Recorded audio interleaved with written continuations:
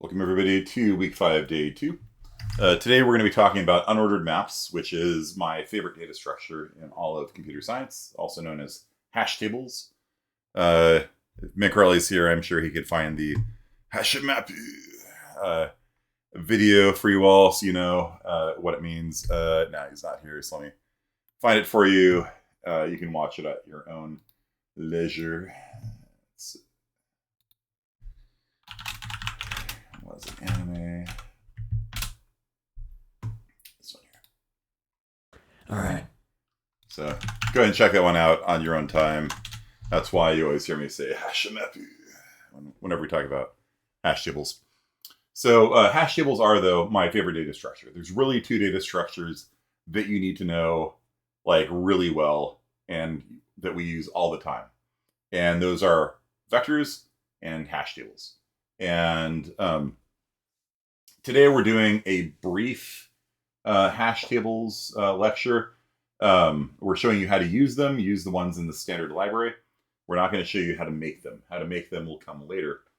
But for now, I'm just going to continue what we've been talking about, which is how to use the standard library. And specifically, I'm going to show you guys how to use the standard library hash table implementation. There's several variations of it, but this one is the one probably I use the most. So in order to use it, you have to hashtag include unordered map like that. I'm going to highlight this. Yeah, whatever. Good enough. Okay. Unordered map has to be included, and then that will allow you to use the unordered map class, which is also known as hash map. So, what we can use this thing for, if you've used other languages, you've probably seen them before. In fact, in some languages, the default array implementation is a dictionary, which is a hash map. It's sometimes called a dictionary. It's sometimes called an associative array. If you use JavaScript or Python, you've probably used these before. I'm going to show you how to use them in C++. We talked about them a little bit in C-Sci 40, but you're going to need it for the current homework assignment. The current homework assignment is called Bridges Shakespeare, and the first half of the assignment, we're going to do today in class. So really no excuse for you guys to get a 0 on the homework assignment because we're literally going to do it together here today. The only people that should be getting a 0 are those that, I don't know, have completely ghosted the class. All right. So what is an associative array? What is a hash map? What is a dictionary? Let me show you. How do you make it? So we're going to make an unordered map between strings and integers, and I'm going to call this calendar. And so there's unordered. That one does not have any odor to it. So you have used your deodorant or something. Okay. So an unodored map is different from an unordered map. There we go. So there's two important concepts here. There's the concept of something called a key, which is what we use to search the hash map, and value, what the data we return when we search for the key. So for example, val. Oh, that's what's going on here. Hang on. Yeah, my RGB effects are running at too high a... there we go. Yeah, my RGB effects, when I turn the frame rate up too high, the keyboard actually stops responding to key inputs occasionally. So that's how I ended up with an unodored map, which is fantastic. Okay. Yeah, I turned off open RGB for the time being so that I don't lose my keystrokes.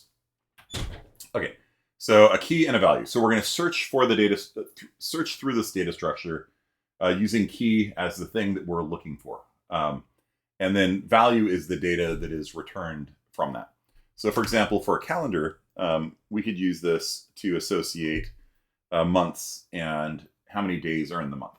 So for example, we could say calendar janvier is 31, and calendar, I don't know why I needed to autocomplete when there was one letter left, February is 28. Sometimes, I don't know, calendars suck. They're horrible. Working with time zones and leap years and leap seconds are just some of the worst parts of programming. Then we got March,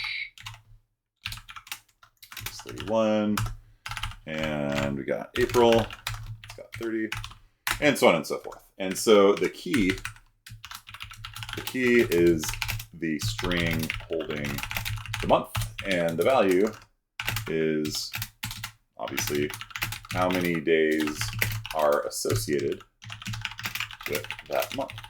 And this is why it's called an associative array. You see how we're using this thing like it is an array, square bracket, and the index into the array is the string. It's not a number, right? And normally with an array, arrays start at 0 and go to n-1, and so you get like R5. But we're using a string as the index in the array. So at array index January, we're going to store the value 31. At array index February, we're going to store the value 28. And if we want to pull data out of the calendar, we can do so like this. Cout calendar January. And what is this going to print to the screen? What do you guys think?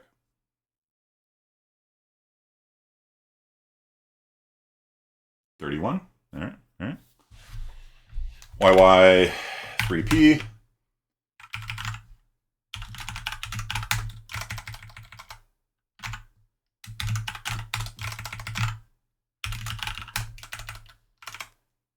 It's going to print 28, 31, 30. Do you guys all concur? Any questions about this? So we're treating it like it's an array, but instead of a number for the index in the array, we're actually using a string. That's why the type here is a string. The key is a string. And then the value returned from it is a number, which is the number of days in the month. What would happen, though, if I did this?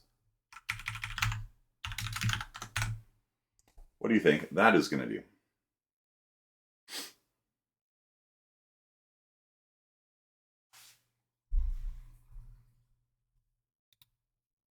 What's it going to print to the screen, though, Bishop?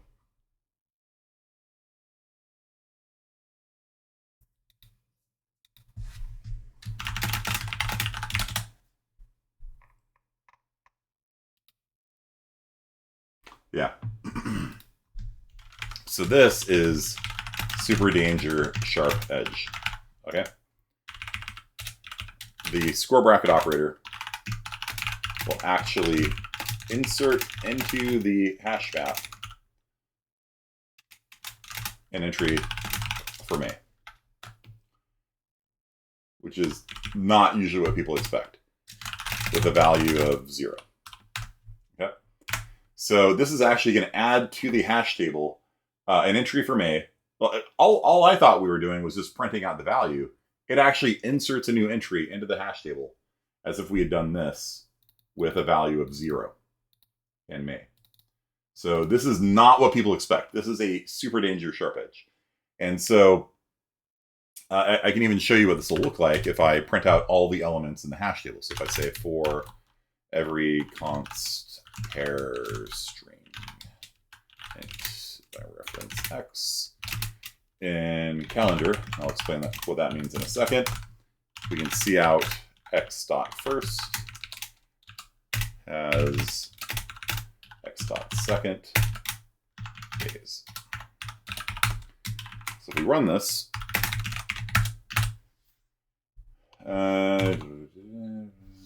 variable binds to a temporary.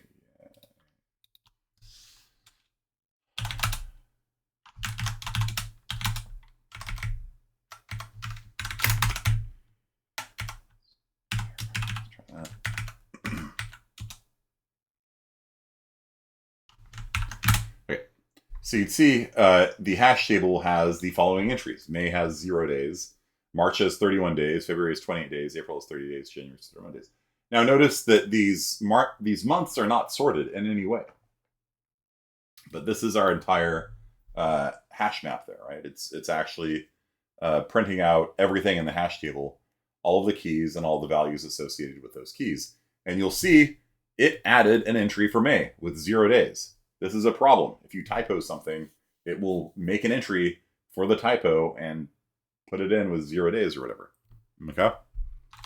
So what we do usually with square brackets, you have to be very careful with square brackets. It looks nice. It's very understandable. It looks just like an array.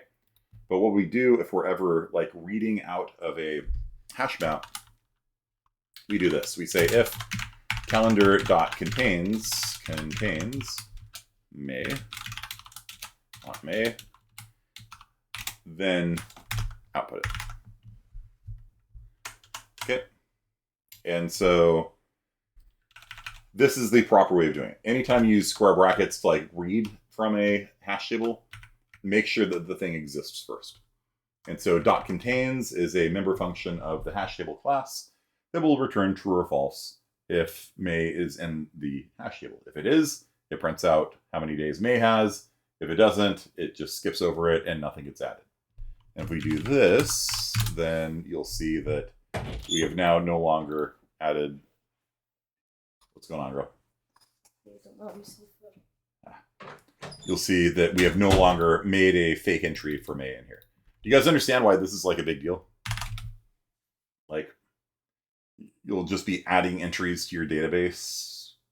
Like if you search your database and it adds something to the database, this is not usually what's expected behavior. Do you guys get why this is a sharp edge that you need to pay attention to?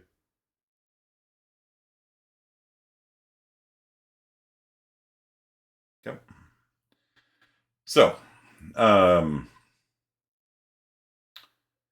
these things are used for a lot of purposes. Easy avenue for data exploits, yeah, just flooding a database with blank entries, you know, be a problem. So let's talk about what this is here. So when you do a range-based for loop over a hash table, it's going to return all the keys and all the values associated with those keys. Okay. All the keys must be unique. All keys are unique.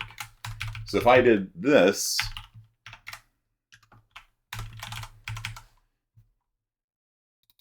what do you think happens with that line of code there? Are we going to have 2 entries for January? Or is this highlighted line here going to overwrite the earlier one? What do you guys think?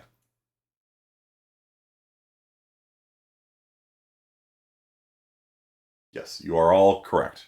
Nope, except for Hawkman.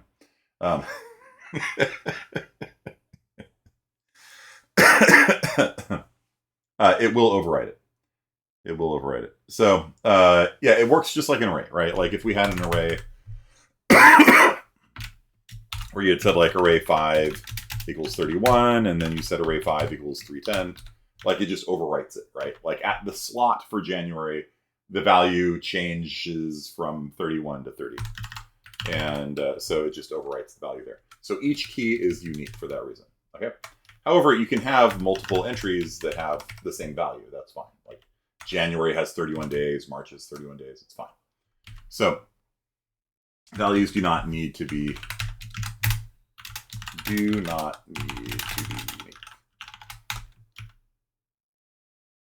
Is there a way to see out an entry in the map with a value other than 0? You mean not accidentally like create something like that? Yeah, if you use search, it'll return an iterator, and then you can find an entry which gives you an iterator, and then you dereference it to get the value. It's about the same amount of typing, if not more. So this is usually the way that I do it. So if I check to see if it's in the hash table, if it is, I print it. If not, whatever. So also, this is C++ 20 and above. Before this, use .count instead. Count returns how many times May appears in the hash table, which is either going to be 0 if it doesn't appear, or 1 if it does appear. So contains is more like it doesn't make sense to count how many times May appears, because it's only ever going to be 1 if it's in there. So contains is a more sensible word. It makes more sense to the human brain. But just be aware it was added in C++ 20. And so if you're using an older version, use .count instead. It basically does the same thing. Just doesn't make as much sense cognitively. Right. Contains makes more sense to me. Okay. So what's going on here? What is a pair? Okay. So a pair is like the world's simplest data structure in the standard library. So it's going to look something like this. Struct pair.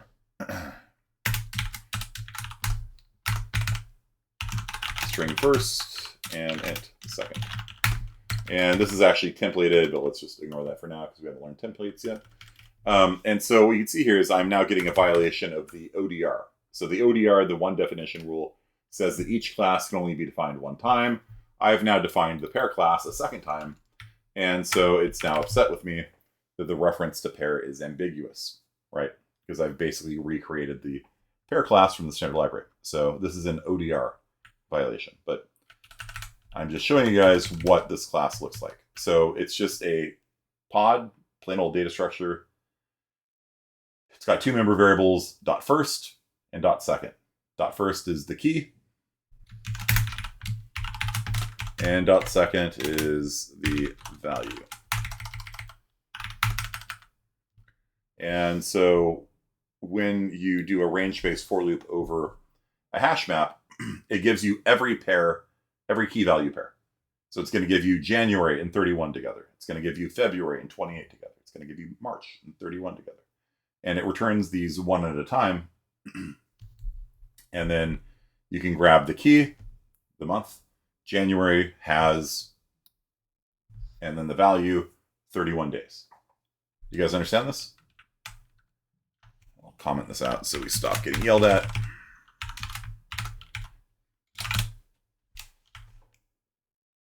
Do you guys understand the range-based for loop? This is actually a pretty powerful technique here. I'll make sure this makes sense to you. So it's saying for every pair, for every key value pair in the calendar, and if you don't want to type the whole thing out, then you type auto instead, right? So that's the whole point of auto, is instead of typing out these gargantuan long things, we use auto instead. And then it's the same, just less typing. And if the type of the calendar changes, it'll change too. You might be wondering why this is not a const auto by reference. That's because when you do the range-based for loop, it actually creates a temporary variable containing the key value pair. And you can't really, like, calling it by reference wouldn't necessarily work very well. Like if you try changing it or something like that, like you're going to be changing a temporary that gets thrown away. So you might as well just copy it out because it's making a copy anyway of the keys and values. So for this one, we use call by value, which is unusual. Normally you use const auto reference whenever you loop over a for loop, for range-based for loop. Okay, Tipton, you got a question for me? Can you use a pointer to a specific value from the key in the map? Yes, you can. So you can do, and by pointer, I mean iterator. But iterators are more or less pointers with a little more oomph to them. So you do something like this. So you could say auto iterator equals calendar dot find. Let's search for February. Okay. And so now we have an iterator pointing at the entry in the calendar for February. If it's not found, it's going to return if iterator equals calendar. I don't know what. I'm like, I got one letter to go. Let's autocomplete that. Boom. Dot end. Then see out. February not found. Else see out. Star. It's a dereference operator. Hit inline. Okay. And that's probably going to be a pair, isn't it? Yeah, that's the pair. So star it, or it points to first as it points to second.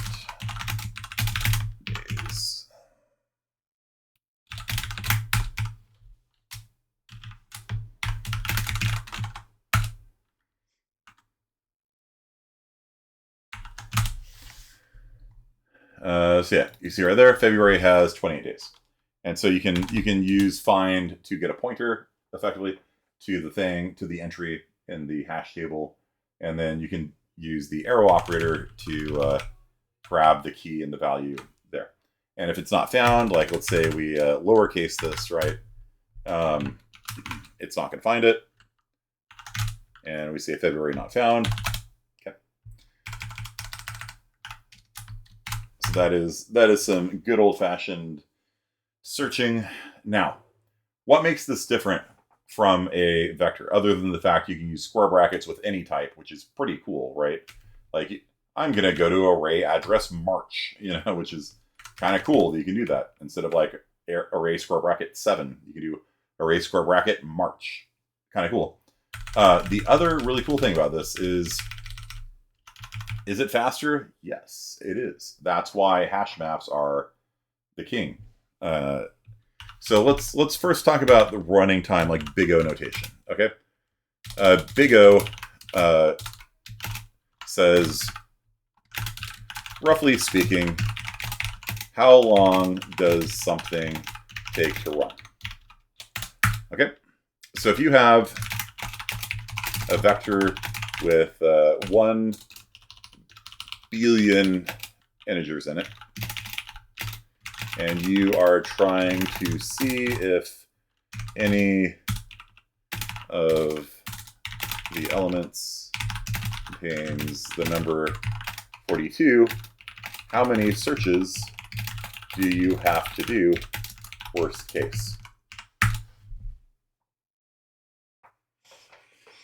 You got this big old vector, you get a big honking vector, some of the elements contain 11, and some contain 55, and some contain 99.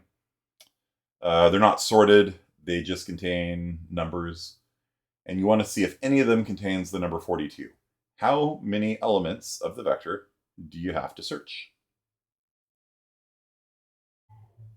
If there's a billion of them. Every stinking one. Yeah, worst case. Best case scenario, it's the first one. You're like, cool, peace. But worst case scenario, or if it's not in there, you just have to search through the entire thing. And so if you have n integers, then, which is typically the letter that we use, it's always n. If we have a vector with n integers in it, 1,000, a million, a billion, the number of searches we do is 1,000, a million, a billion, whatever the size of the vector is. And so vector search is order n. In other words, as n gets bigger, we do a similar amount of work. That makes sense? Whereas, do you guys understand order n? Like, if we have 1,000 elements in the vector, we have to do about 1,000 searches. If we have 2,000 elements, we have to do 2,000 searches. We're going, look at the next one. Is that 42? No. Okay, go to the next one. Is that 42? No. Do you guys understand this concept of like order n? Like, the amount of work we do is linearly proportional to the size of the vector. As the vector gets bigger, the amount of work we do, if you plot the time, this is size, this is time, it goes up linearly. Yeah. Although that one makes the order n look pretty small, but all things considered, yeah, it is pretty fast. But do you guys understand order n? Like, you have 1 million elements, you have to do 1 million searches. It's proportional. Okay. So, what is the running time of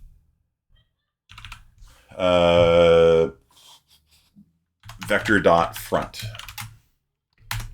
So this one returns the value in vector.at0. What's the running time of that one? So if you see out vector.front, it prints whatever the first value is in the vector. What if you had 100 elements in your vector? It would just print vector.at0. What if you had 1,000? What if you had 1,000,000? What if you had 1,000,000,000? How many operations does it have to do to print the first element in the vector? Just one. So vector.front, yeah, just one. It doesn't have to look at the rest of it, right? It just sees it. It's literally see out vector.at0, done. Like, who cares if there's a billion or 2 billion or 5 billion? Like, I'm not looking at them. I'm not touching them. So vector front is what we call an order 1 operation. It means constant running time. It doesn't matter how big vec is. Do you guys understand? And so obviously that is much faster than order n. If you had 1,000,000 elements, this would run 1,000,000 times faster. Now, there's something called vector binary search, which is like if the vector is sorted, we can find anything in order log n time. And we do that by doing like basically what amounts to a phone book search, if you guys remember what a phone book is. So you open the phone book halfway. If you're searching for Kearney, you're like, okay, Kearney's to the left. You effectively throw away half the phone book, open it to the middle again. Oh, Kearney's to the right. You open it halfway, open it halfway, open it halfway. Anytime you have something like that, you get what's called order log n performance. So every doubling of the size of the phone book, you only have to do one more operation, which is really, it's not exponential. It is the opposite of exponential. It is as good as exponential is bad. So, because think about it, like if you had 2 phone books, like one for Fresno and one for LA, for the first operation, you just be like, oh, I'm in Fresno. Okay, throw away the LA one. And so all the numbers in LA just vanish. And then, so for every doubling of the phone book size, you only have to open it up to the middle one more time. Every doubling of the vector size, you do one more operation. And so for 1,000,000, there are 1,000,000 names in the phone book, you only have to do about 20 searches. You open it to the middle, then go halfway, then go halfway, then go halfway, then go halfway, then go halfway, then go halfway. You can find any name in a phone book and with 1,000,000 names in it in 20 steps or less. That's really fast. Order log n is actually really, really fast. So, what's the running time of hash tables? There are 3 operations we usually care about in data structures that basically every data structure can do. There is the 3 big operations are insert, which means add something to a data structure, search,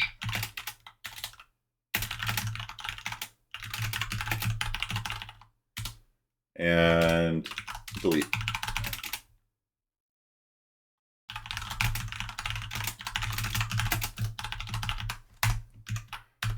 Okay, so for vectors, if I wanted to insert something in the middle of a vector,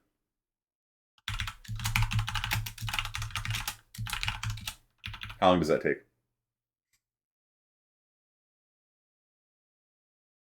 Like if I've got 1,000,000 elements in a vector and I'm trying to insert something in the middle, I have to move, worst case scenario, I have to move 1,000,000 elements one spot to the right to put the thing in. And so it's order n if it is in the middle. Adding to the end is order 1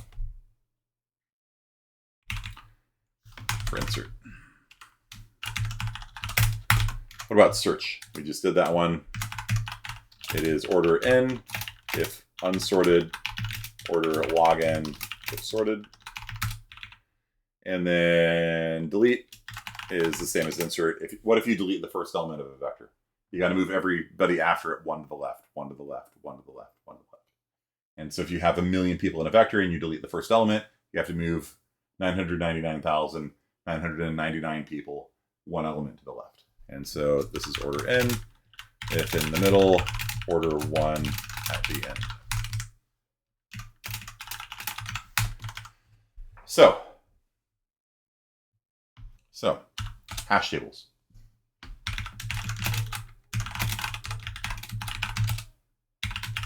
Insert, order 1. Search, order 1. Delete, order 1.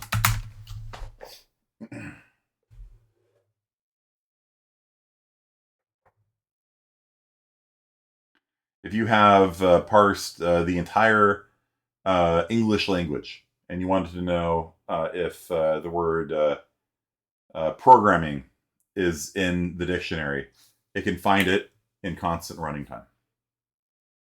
close to perfection. It's basically perfection.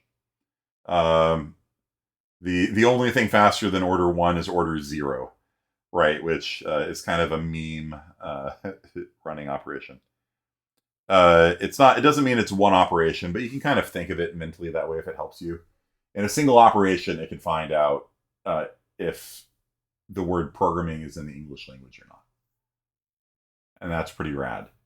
Okay.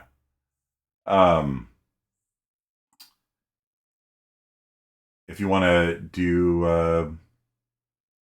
there's a lot of programming challenges that are something like find out if give it. You're given like a million numbers, right? 5 and 22 and 33 and stuff like that. Tell me if any pair of those numbers adds up to 563. If you use a hash table, every time you read a number, you check to see if the complement is in the hash table. Like, let's say if you're trying to find if 2 numbers add up to 100, and you're currently reading 20. You check to see if the hash table contains the number 80. If it does, you're done. 20 plus 80 is 100. You're done. If it's not, you just add 20 to the hash table and then read the next number. 30. Hey, is 70 in there? Nope. All right, add 30 to it. 80.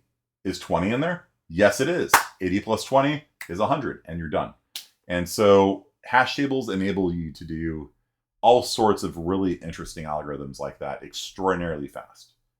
They are really foundational. Like, vectors are the vanilla ice cream of data structures, and hash tables are the big brain, like, I need things to go fast data structure. The only downside to it is right here in the name, they are unordered. When you put them into a hash table, they're no longer in the order you type them in. Like, if I run this, you'll see that it is no longer January, February, March, April, right? Instead, it's February, March. So they're unordered. They lose their ordering. That's the only downside to them, is that they're no longer held in alphabetical order or anything like that. But if you just want to know, is February in there? Order 1. It's extremely fast. Delete February. Order 1. Constant running time. Add December. Order 1. Constant running time. Tell me if December's in there. Order 1. Constant running time. Hash tables have only one real issue, and that's memory. Yeah, but RAM's cheap, right? Like, so that's, and honestly, like, the way that the hash tables are implemented in the standard library, like, they're not really that much more memory intensive than like a vector. Vectors usually over provision by a factor of like 2, I think, or 1.5, and hash tables over provision by about 20% or something like that. So they actually could take up less memory than a vector. Just kind of depends. Okay, so yeah, I mean, with 4 gigs of RAM, like, you can store a lot of data on people. So we're going to do some lab time. What I want you to do is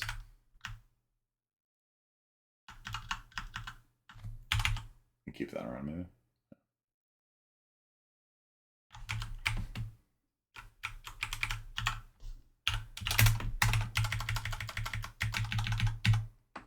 What I want you to do is histogram.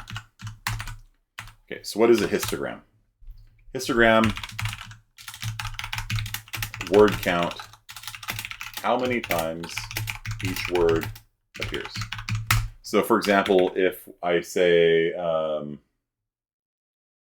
histogram, but manlier, it's like history, Michael Jackson album.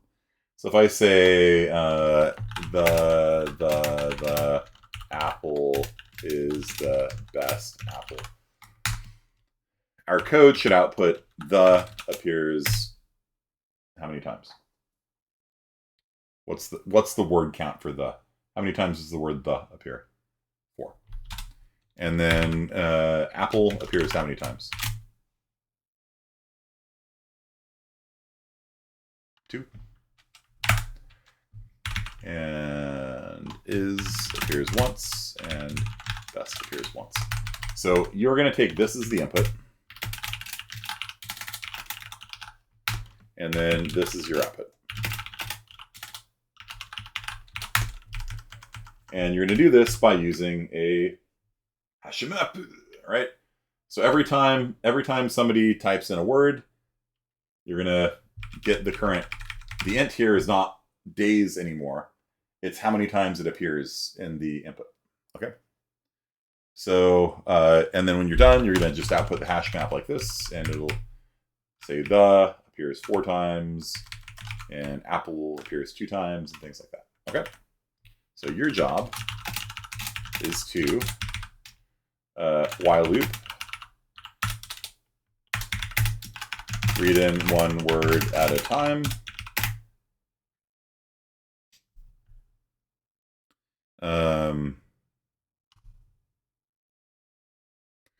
Feasibly, you should like uppercaseify it and strip symbols from it, but do this last. Just put that off to the end. Okay. Remember, one of the big skills in computer science is figuring out which part to do first.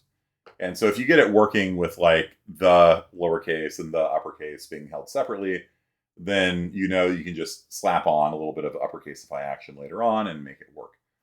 Okay, so you're going to read in one word at a time. You are going to get the count of how many times we've seen this variable before. Increment the count by 1, and then save it into the Hashu Mappu. When the user types quit, then break, and then print the words and their counts.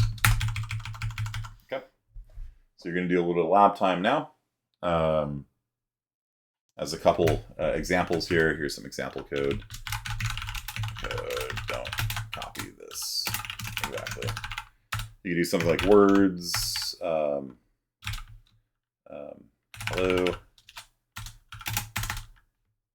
It's equal to 6, or like int count is equal to words.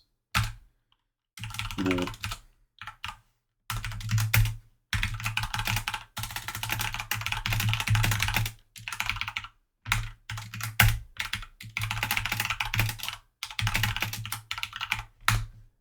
Okay, so that's basically all you need to go on. And you can always do if words dot contains help me. Let's see, interview. These are good interview questions. Yeah, you have seen. So these 3 things here are, and you probably don't even need this one here. These 2 things here are probably all you need to do this. And the lab time that we're doing today is literally the first half of your homework assignment. So on in your Bridges Shakespeare directory, it's already been pushed out. The first half of it is literally just histogramming the words, what we're doing in class today. And then the second half is going to be visualizing it. So we're going to be doing like a visual on a web page, an output of the words and the word counts and colorizing it and stuff like that. So that's going to be what we're going to work on Friday. Don't worry about that for now. For now, see if you can get histogramming to work properly. Read one word in at a time. Look it up in the words dictionary like this, the hash map like this. Get how many times you've seen it before. Increment the count by 1. Save it back. If you're clever, you can do that all on 1 line of code. Okay? You guys understand what I'm asking you to do?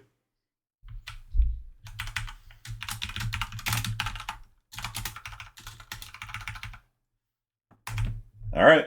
You guys have until, when does this class end? 3:50? You guys have until like 3:45. And then I will, then we're going to post all of your solutions at 3:45. Everybody screenshot what you got. Don't worry about cheating because I'm going to give you my code on this. But I really want you to try to understand this. Understanding hash tables is one of the most important things you could ever do in computer science. Like, if you have a good grasp of vectors and hash tables, you're basically good to go. All the other data structures we're going to learn in this class, with like linked lists and stacks and queues, like, they're useful, but they're not as useful as this. This is the single most useful thing you will learn all semester long. Okay. Hash tables use more than most data structures. Yeah, they are. Vectors and hash tables are the bread and butter, hands down. You gotta know. So, all right, I'm gonna stop talking. Take it away. If you have any questions, text me. I'm gonna pause the recording now. Okay, that's time. So let's see what you guys got. All right. OTOL didn't get output. Let's take a look here. So, made the map, string word, while true, read into the word. If words contains word, count plus plus.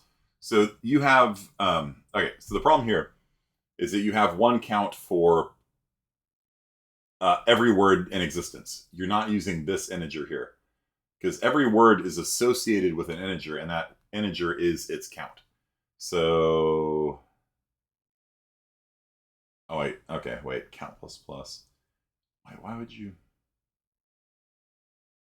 It's so weird. Okay, so you're incrementing count to 1, and then you're setting count equal to how many times we've seen this before.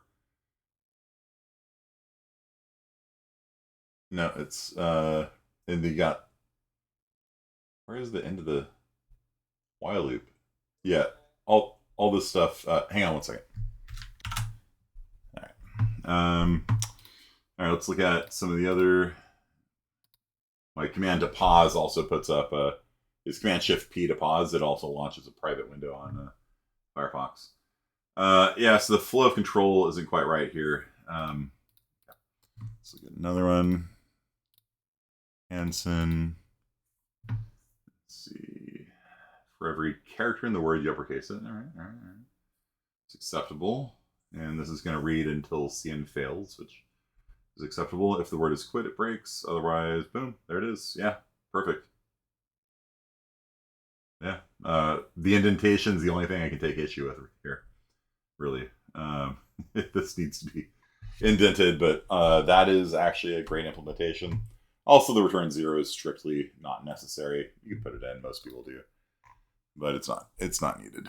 A lot of people don't know that. You actually can leave out the return 0 at the bottom of main. It's defined in the standard as returning 0 if you don't. Recurring the input, you uppercase it, input processed. I see. Okay, that's one way of doing it, I guess. Where's input? Oh. So you have an input here and an input here. Yeah, I would just move this into the top of the loop. There. And then, yeah, that's not gonna be true. I would just make this a while true loop, honestly, because your first time through the loop can't be. It's going to be an empty string, so it's going to go through anyway. So you might as well just use this as your break. If it contains it, then you increment it. If not, you set it to 1. Now, this is actually probably the best way of doing it to avoid that sharp edge. However, what you saw with Hansen's code is he's actually using the sharp edge here. If we read from words, like let's say we read in the word dictionary, or we're making a dictionary. Let's say we read in the word bucket. If we try loading the value of bucket from here, it will actually insert bucket with a value of 0 and then increment it to 1, which is exactly right. It just kind of turns out that the sharp edge works exactly as intended here. You did it the more correct way, although both of these are going to behave exactly the same in practice. Let's see here. Herbert, this, bruh. Good to quit, break, good, words, bruh, plus, plus, boom. And if you've seen it, I've seen it X number of times. Yeah, you could use that in there for debugging. I'd probably take that out because you got this here. This thing here is going to print out the total count. But yeah, while you're going along, sure. It's always going to contain bruh, by the way. This will never not be true because you've incremented it to 1, right? So, but as far as debugging goes, not a terrible idea. Right, Hansen. While temp is equal to quit, if it contains temp word. So cn, yeah, same thing. I'd probably, rather than having a cn up here and a cn down here, which is redundant, I would just move this into here, same as the other person. And then, because that while check is not going to be, it's not going to be, no, yeah, I just do a while true, and then move this in here, and then check to see if the word is quit. But if you do it this way, I mean, I guess it works. It's just, I don't like having 2 different cn statements. I like kind of restructuring it a little bit. So if we've seen it before, we get the count, we increment it, and we save the count. Boom, perfect. Otherwise, we set it to 1. Perfect as well. Obviously, you can cut down the number of lines of code by taking advantage of the sharp edge, as we put it. So the way I would have coded it, let's get rid of all this. All right. Bum, bum, bum, bum. I'd just do a while true, and then I would do a string s equals read. So we're going to read 1 word in. This is equivalent, by the way, to saying string s and then cn into s. But my read library allows you to do things like make it a constant, which you cannot do with cn. So my read library is superior, but whatever. It makes no difference for this assignment. Just cuts down on the lines of code by 1. So we're going to read in a word. If that word is quit, we are going to break. And then words s plus plus. That's it. That's the whole lab time right there. That's histogramming. That's half your homework assignment. Okay. Pilot. Bob, Sydney, Steve. And so you can see we got 4 Sydneys, we got 3 Bobs, and 1 Steve.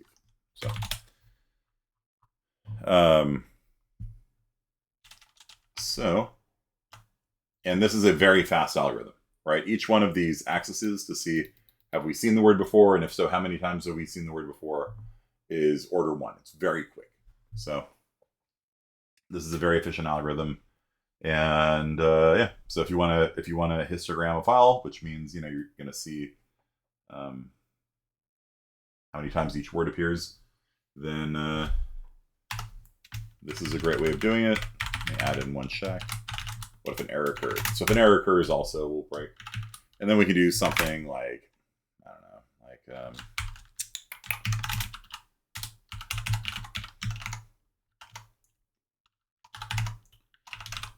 Hamlet. Okay, here's Hamlet. Let's feed this into our program and pipe the results through more.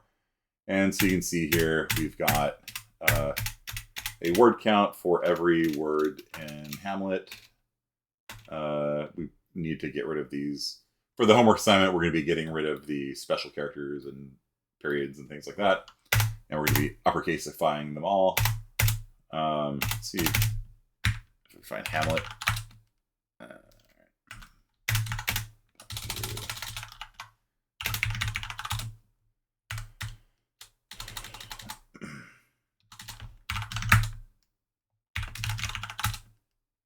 So Hamlet. So Hamlet, the word Hamlet only appears 22 times in Hamlet. Hamlet 5 times. Oh, with different punctuation following that. Okay. So that's why we strip off. We're going to strip all the dots and question marks and things like that. But there you go. So that is histogramming. Okay. So histogramming is word count. Count how many times each word appears. And we can use Hashu Mappus to do that very, very quickly, very short amount of code. And that's 3 or 4 points. So if you understand this, if you understand what's going on here, get it done now. Now, the second half of the homework assignment, which is involving linked lists, don't worry about that yet. That's what we're going to be doing on Friday. Okay?